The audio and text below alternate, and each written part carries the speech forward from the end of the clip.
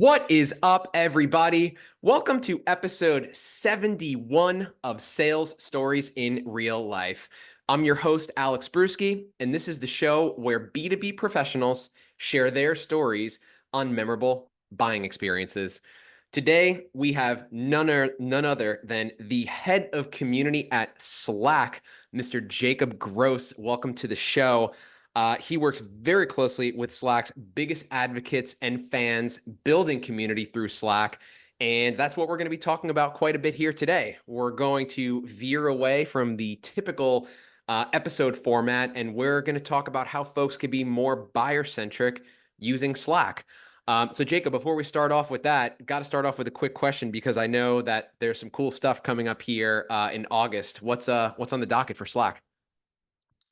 What's up, everybody? Whether you're new here or a seasoned listener, please drop a subscribe and like on your favorite streaming platform, Spotify, YouTube, Apple Podcast. Super helpful for getting the show out to more people. And if you yourself have ever wanted to start your own podcast, send me a DM on LinkedIn, and in just 2 to 3 hours per week, I can help you to start and maintain your own podcast. Make your voice heard and start a podcast today. Now, back to the conversation. Yeah. Thanks, Alex, for having me. I'm happy to be here today. We've got some exciting things happening in the Slack community, one of which is an upcoming fireside chat with our CEO, Denise Dresser, which we're really excited about. It's an annual tradition to bring in our CEO to have a casual sit-down fireside chat virtually, so folks all over the globe are welcome to chat all things Slack, career, and what's up and coming. Incredible. Make sure to tune into that. Do we have a date and time on that as well? We do. So that's happening on August 21st, and that will be at 2 p.m. Central, 12 p.m. Pacific, and that would be 3 p.m. Eastern. Fantastic. Write that date down if you're listening in and want to learn how to take your Slack skills to the next level. So let's dive right into it, Jacob. How can folks start to build community by using Slack as the conduit? It's a great question. One of my best practices as a community professional is to really start out with the approach of less is more. So really understanding first and foremost who your audience is, what they're looking for, and then building out from there. Something I like to say is if you're starting a community on Slack, starting out with just a few channels is helpful because then you find out really what your community members really want and what they're looking for in a space. So, in the Slack community workspace, we've only included about 5 channels as default because we really want users to create their own adventure, if you will. We want them to discover channels. We want them to use the Slack product, even if that is as simple as joining a channel or using the channel browser. So really creating a sense of curiosity, both with your users and with the work that you do yourself as a community manager, is really important to take into consideration at the onset. I think that's a great place to start kind of diving deeper. Let's say that I want to start a new Slack community or start a new Slack channel. What kind of advice would you give for someone in those shoes? Yeah, I would make sure the infrastructure of the channel is built, which includes leveraging every piece of the channel. The topic, the description, make sure the naming convention is clear and people know what to expect. If you're a seller out there listening, a really good best practice if you want to bring your customers or your prospective customers into Slack with your team, which I highly recommend you do just to make everyone's lives easier. A best practice we do at Slack is we name the channel starting with EXT. That helps designate that it's an external channel with external parties so that you're not accidentally sharing information that's meant to be internal with your prospective customers. So it really helps build a bridge between the account team and the prospective customer to have conversations in the place that is being sold. Really enabling those conversations to take place.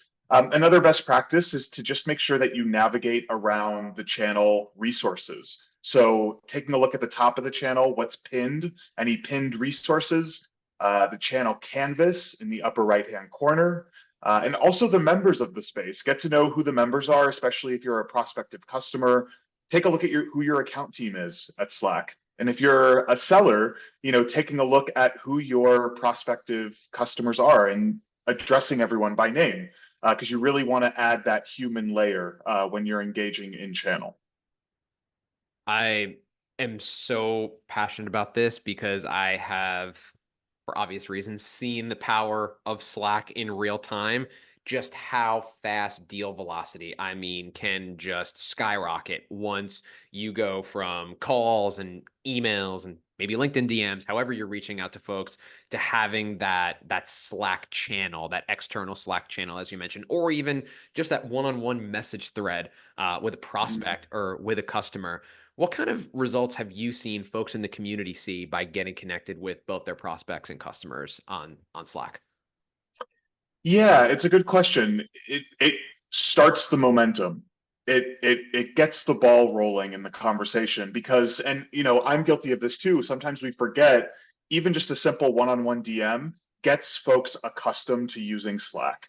Back to my earlier point, you want to come up with a reason for people to use the product. Even if they're just hitting send on a DM, that is still using the product. And so you're building value without having to say that you are building value with your prospective customers. Something else that comes to mind are, tools that live natively within Slack. You can chat with your prospective customers about Slack Sales Elevate, which allows you to, or maybe not with your prospective customers, but with your internal account team. Slack Sales Elevate really enables you to track the progress of the conversations you're having with your prospective customers, the deal that is in motion and hopefully gets closed. That really speaks to the power of connecting both Salesforce and Slack. And so that's a key element that I wanted to make sure I brought up, because Slack Sales Elevate really does a lot of the job for you, so you can focus your time on the conversations directly with the customer. You beat me to my next question. So obviously are right on top of it, and I love Slack Sales Elevate. I can immediately attest that being able to update your Salesforce CRM from Slack is Hmm. like so makes it so incredibly easy to keep your pipeline up to date, to keep your files up to date. What would you give advice as far as like best practices as far as Slack Sales Elevate goes for folks who have that or are possibly even looking at it? Yeah, the first thing I would say is to definitely consider using it. In fact, you are missing out on a lot if you don't have Slack Sales Elevate added to your Slack instance. When you have Sales Elevate, you are decreasing the amount of time you have to leave Slack and come back to Slack in order to just accomplish one task. And so, it really matters down when you're in the weeds in an account and you're trying to close a deal. Even just navigating outside the Slack app creates a delay in time. Even if it's a few seconds, that those add up.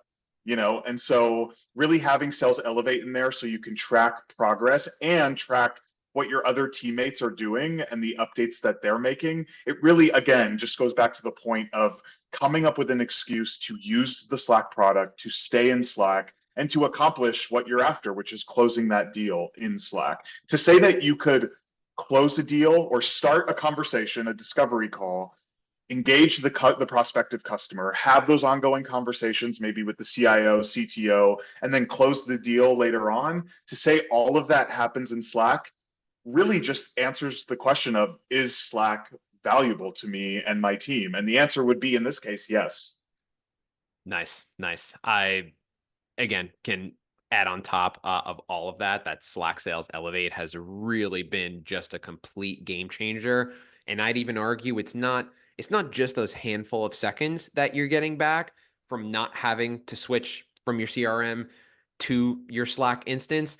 It's also those brain cells that you don't have to use, right? It Mm-hmm. just keeps you in that zone and not having to switch Mm-hmm. out for a few seconds. So just to maybe kind of further accentuate that point, let's talk about Yeah. another big thing that Slack has done this year, which is our Slack AI, which is one of the things that's Hmm. been fantastic for me. I'll let you take it away. What can folks expect to see with Slack AI, and what kind of best practices would you give for folks that are maybe considering it right now as well?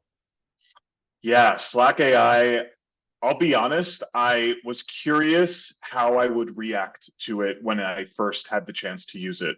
Um, And once I did, and I say this genuinely, I was shocked at how granular Slack AI can find at the most granular level the information that it can uncover for me in Slack.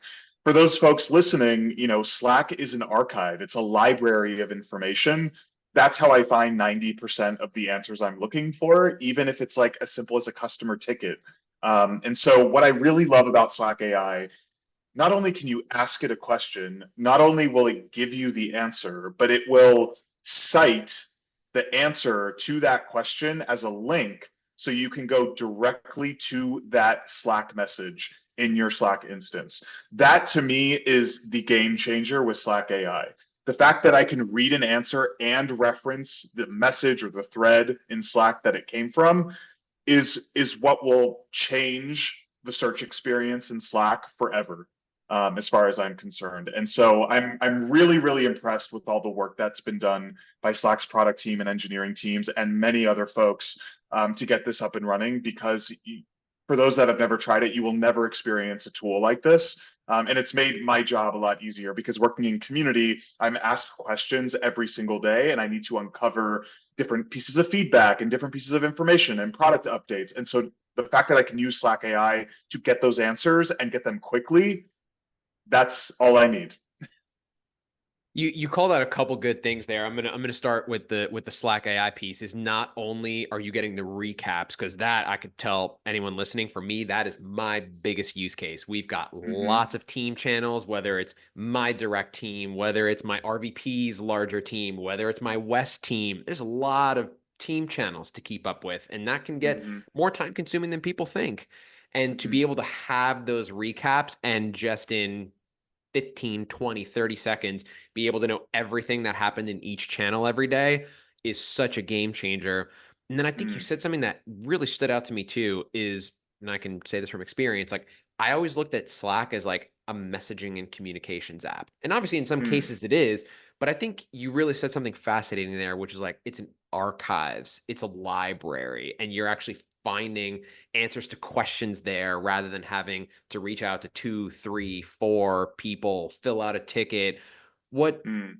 what shout outs would you give about how folks see Slack as more than just a messaging and internal communications app? Yeah, it's definitely, a popular question, common theme in conversations that are had about Slack. It has evolved significantly over the last 10 years. Slack celebrated its 10th birthday in February of this year. And we've really landed at a point where naturally what you need to get done at work can be accomplished with Slack. It's almost like you don't even need to think about it, because your work is now automated with Workflow Builder. Your processes are now documented with Canvas. You're closing deals with Sales Elevate. You're finding information without having to ask Slack AI.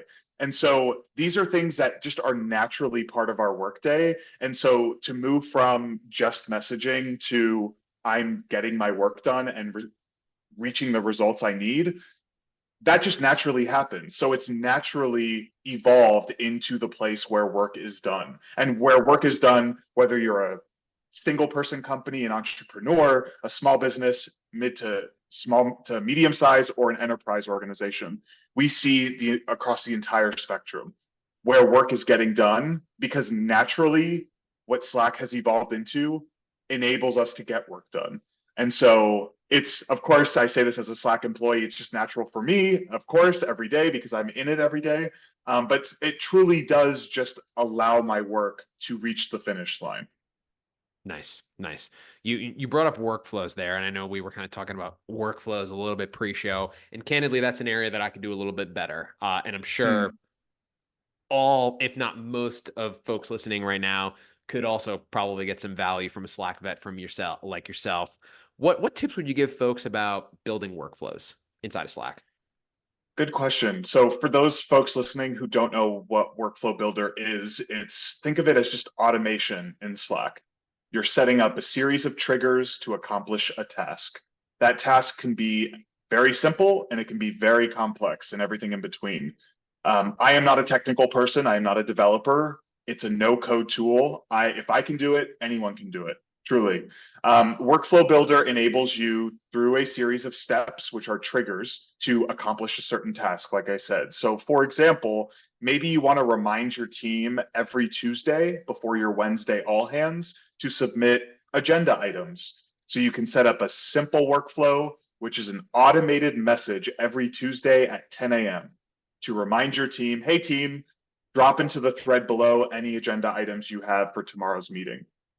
You can make it more complex. Maybe you want to set up a workflow with your account team and your customers called the account help desk, which will enable your prospective customers to fill out essentially a form where they will ask their question, maybe about Slack because they're brand new to the product and they want to learn more before they buy. That question can go into a private internal channel with the account team, who can then address the question back in the public channel.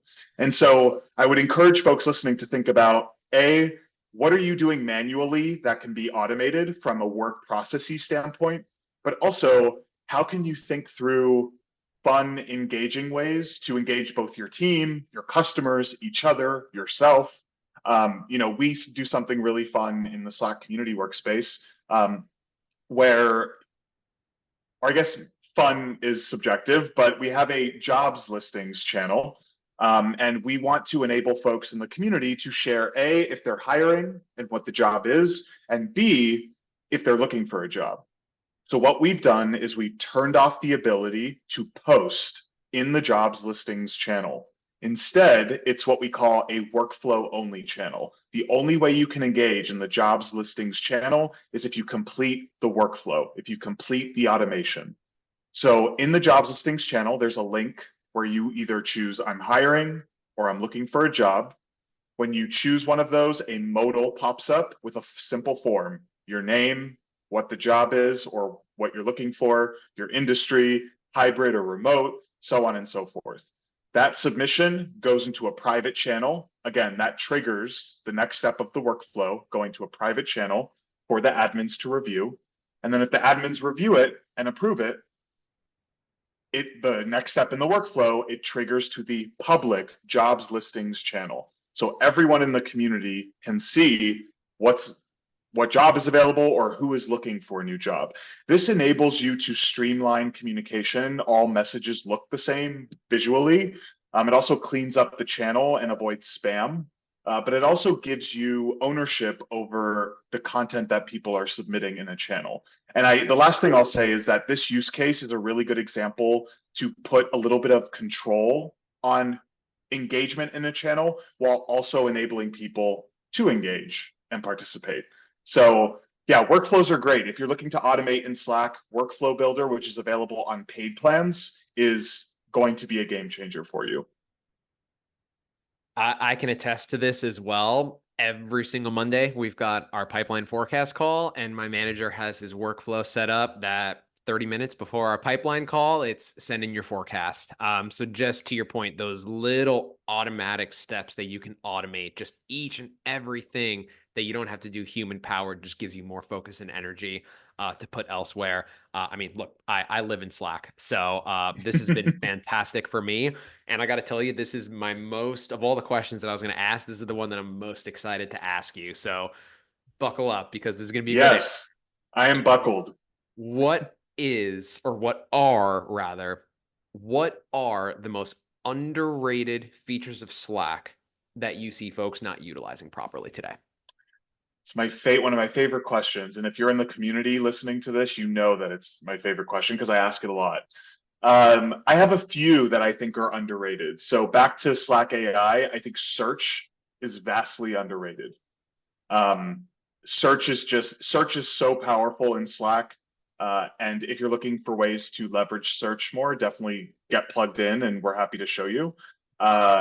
Search is very underrated because you can search particular channels and specific messages from a specific person in a specific channel in a very particular way. Slack AI, of course, and many different other things. There's filters for search. There's just tons of ways to search in Slack.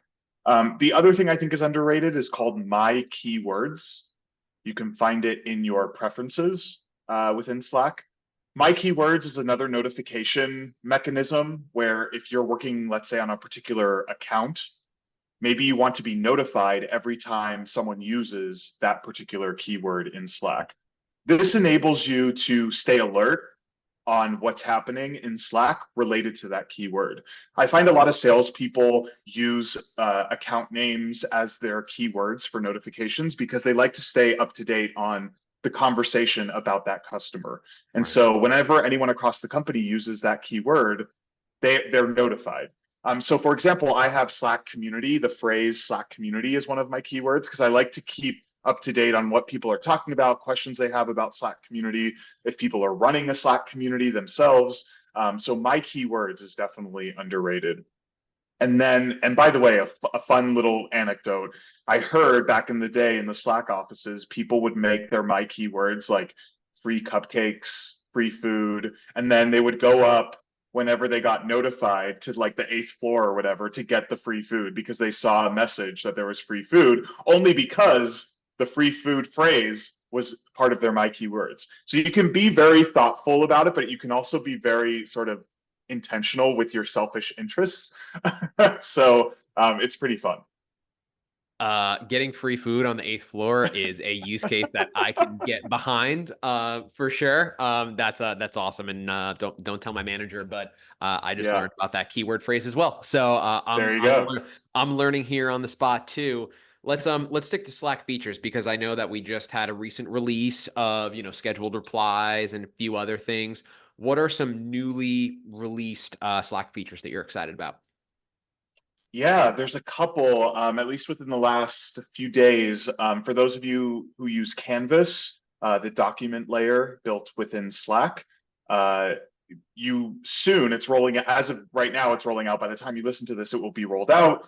You can multi-select many components in a canvas and drag those all together. Whereas before you needed to drag and move around individual components of a canvas, like a text block, an image, a file, a profile, a this and a that. But now you can highlight a bunch of different sections of a canvas and drag them to move them all together, which will save you a lot of time. So that's being released. Scheduled replies in thread, which I know is a very popular request from folks. You can now schedule messages in a threaded conversation, whereas before you could only schedule the parent message or the root message. So folks are very excited about that, as am I. There's one more that I just learned about very recently, and that is if you are in a one-on-one DM, direct message with someone, and you've started a thread in that one-on-one DM, historically, we would not notify you if you were replying in that thread. We wouldn't show it in the activity feed. But now in a one-on-one DM, you will be notified in your activity feed of activity in that thread in the one-on-one DM. So unless you were the person who started the DM or if you were at mentioned, aside from that, if you weren't at mentioned and you weren't part of the parent message, you were never notified that there was a threaded unread message in a one-on-one DM. Now you are. I don't think I explained that well, but feel free to follow up with me if folks are confused. But there's a lot happening at Slack in terms of features and product updates, and so I'm excited for what's to come. Yeah, I'm picking up what you're putting down. Let me recap that and throw it back at you because that I think is a huge update that folks should be aware of is that inside of Slack there is an activity tab where if you're tagged in Mm, something, if somebody puts a Slack emoji reactor right and you have a whole almost like your notifications tab on LinkedIn, if you mhm, will, but it's your activity mhm. tab in Slack. If you're in a one-on-one DM and you reply inside of a thread rather than sending a direct message, it wasn't notifying inside of the activity tab, and now it will. Did I get that correct? You explained that better than I did, for sure. Yes, that's exactly right. And for folks listening, another underrated feature, and what I do, you can pop out your activity feed in its own window. So I live in my activity feed all day because some folks work off of emoji reactions, and if they've reacted a certain way, that tells me the project is done. I need to know that. So instead of hovering over the activity feed, the bell to see what has happened, you can now hover over it, and there's an option to open it in its own window. So now I always have the activity feed open. So that has been really helpful to me. Huge shout out to the Slack developing engineering team. I mean, they are just Yeah, cranking out killing it. new features all the time. I just get paid to talk to customers. No way I'm getting involved in that. As we're talking, I came up with another question. I didn't prepare you for Yeah, this pre-show. So if you don't have no an answer, worries. no worries. What's a hot take that you have on Slack? I just recently asked the community this question. Um, a hot take I have around Slack is, my hot takes also bleed into the underrated features. So back to the underrated features, those are some of my hot takes. But also, um, there's a conversation around at mentioning someone in a DM because when you send a DM, you get the notification. If you at mention someone in the DM, you still get the notification. My philosophy is that I would rather the notification exist in their activity feed, so I at mention them, but you're also getting the notification in the DM section of your sidebar. So I guess that's my hot take in that I don't mind at mentioning people in DMs. Some people feel otherwise. Uh, I don't know. What do you think? What's your approach to that? So first off, we're here for all the hot takes. I actually have not like taken the time to be like so I do not at people inside of a DM thread to answer your Mm-hmm. question directly. But I think my Slack hot take is what I said earlier. Like I think people look at Slack as a messaging and communication Mm-hmm. and collaboration app, but it really is just like an archive, a library. I mean, it's like you can search through messages from 3 years ago, right? Maybe three Mm-hmm. years ago, someone spent a whole day solving the problem that you're trying to find. And rather than Mm-hmm. you re-spend an entire day figuring out possibly more, you can just search through that library. I think that is so immensely valuable, Mm-hmm. especially when you're in like a bigger company as well, and the Mm-hmm. archives is deep, let's just say. Mm-hmm. I think Mm-hmm. there's so much value in there. And one Mm-hmm. question that I have to throw out there, and shout out to my guy Dylan Anderson, who's my personal Slack pro.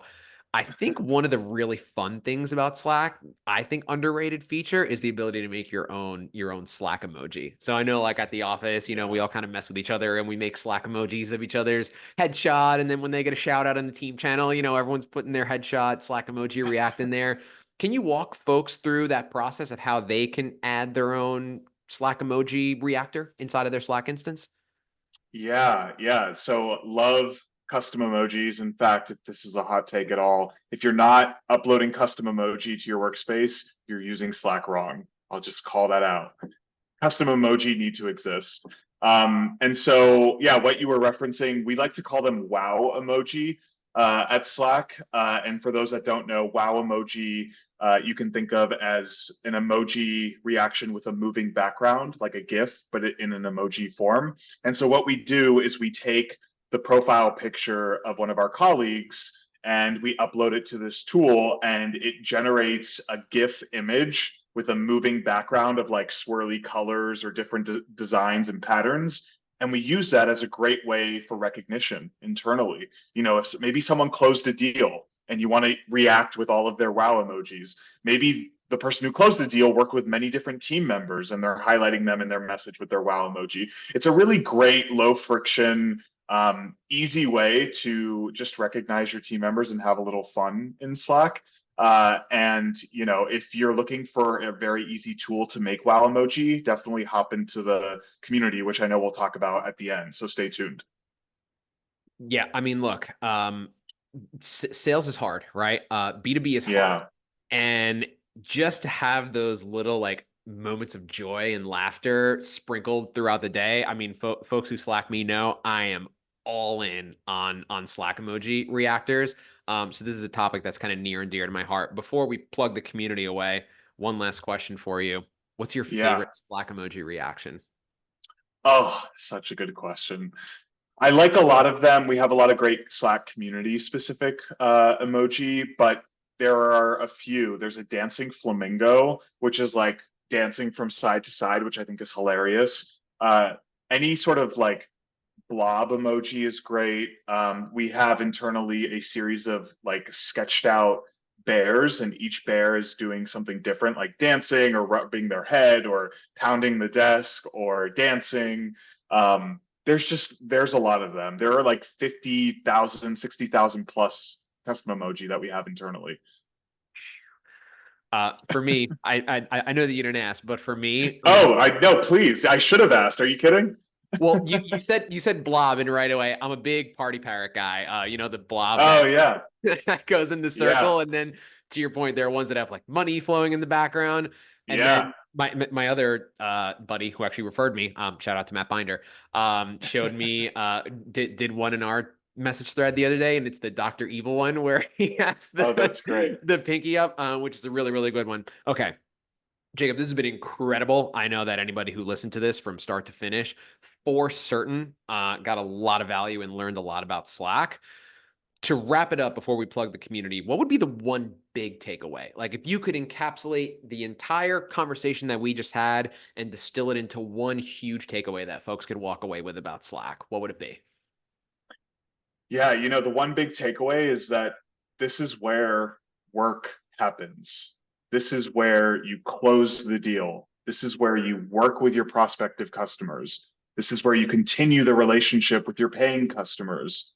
This is where it all happens. And so I just empower everyone and encourage you to really ensure that you're getting the most out of Slack. I mean, I know many different people and orgs who are paying for Slack that aren't using workflows and aren't using Canvas and aren't using Sales Elevate. And they're sitting there waiting to be used. And so I just empower everyone to get the most out of Slack because you want to move the needle, you want to get to the end goal, and Slack can help you do that.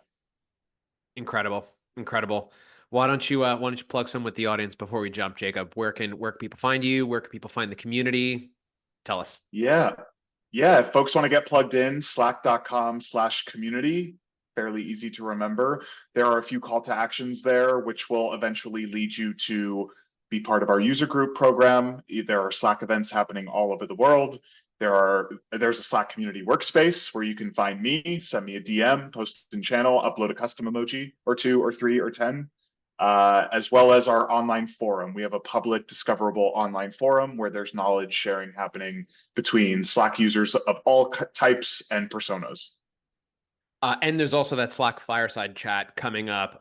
Yes, By the time this episode is publishing, it's going to be in just a week. So August 21st, amazing. we got the fireside chat as well. Listeners, if you join the Slack community because you saw this, do me a favor, send Jacob a DM and say that you joined because you saw our podcast episode. That would mean a whole lot.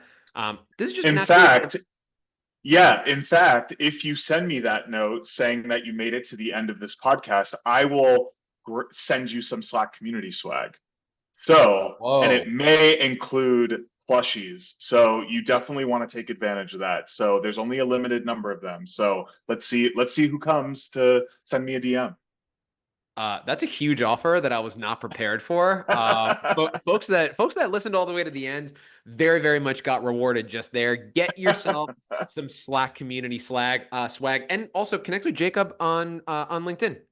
Jacob, last name Gross. You should see it right under his name tag there. Go connect with him on LinkedIn. Great follow. For my seasoned listeners, thank you for listening in. For new listeners, smash the follow and subscribe button. That helps us out a whole lot.